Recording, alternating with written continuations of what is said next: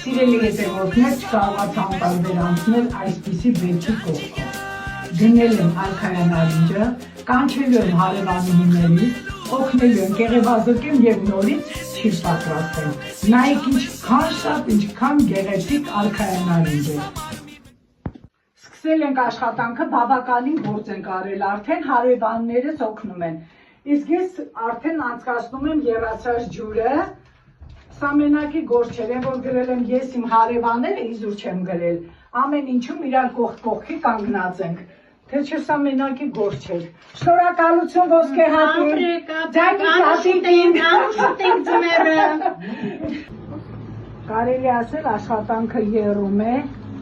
ոնց որ կես ենք արել, նայեք ինչքան արագ է գրվում, եղում հեներ սիրուն կսել է,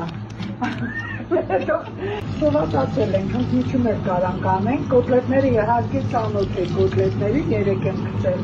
ես եմ եռացած ջուրը, 2 րոպե պահում ենք ու հանում ենք, քանի որ աշխատանքը պետք է հագեցած լինի, մենք խմում ենք նրանից հետո չիչվանի ուտել, որպեսզի աշխատանքը լիարժեք լինի։ Միանշանակ, ինչպես թափում ենք, այնպես էլ խմում ենք։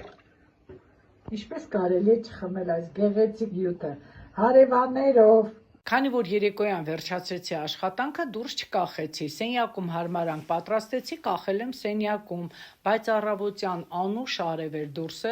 դուրս եմ կախել, նայեք ինչքան լավ արև է և 2-3 օր հետո սկսում է արդեն արքայան արինջը խեղճանալ և սկսում է քիչ-քիչ չորացումը,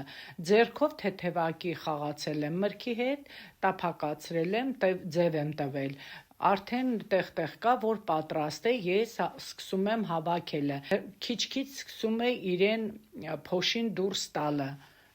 չշտապեք, շատ լավ կչորանա և գեղեցիկ կլինի։ Շարանները ներս եմ բերում, կարծես թե արդեն չորանում են, մի 2 օր պահելու եմ խոհանոցում, որպեսզի սպիտակի, այնուհետև դասավորելու եմ տարաների մեջ և պահեմ սառնարանում։ Սիրելի հետևորդներ, շնորհակալ եմ գեղեցիկ մեկնաբանությունների համար և լայքելու համար, չմոռանաք բաժանորդագրվել իմ էջին և սրտիկել, հետևեք, որպեսզի բաց չթողնեք հաջորդ հետաքրքիր բաղադրատոմսերը։